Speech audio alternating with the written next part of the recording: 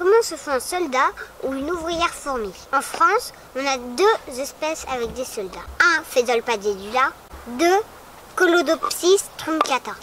Ces deux espèces ont des ouvrières de taille différentes. Il y a les petites et les grandes. Mais contrairement aux autres espèces de fourmis, entre la petite et la grande, il n'y a pas d'intermédiaire. De plus, les grandes ont une grosse tête. Ce sont des soldats. Au départ, la reine pond un œuf. L'œuf, il est fécondé. Sinon, ça fera un mâle. Et ensuite. C'est Luc Passera qui l'indique dans sa publication sur l'origine des soldats chez Phédolpalidula. Les larves sont toutes nourries de la même manière jusqu'à la 3e mue. C'est-à-dire qu'on ne leur apporte que des liquides sucrés. Puis, les ouvrières vont décider.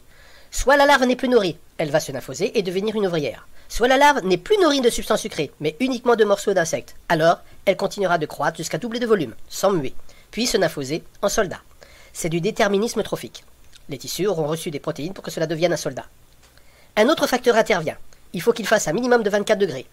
Alimentation, température sont les deux facteurs pour obtenir des soldats, ceci décidé par les ouvrières de la colonie.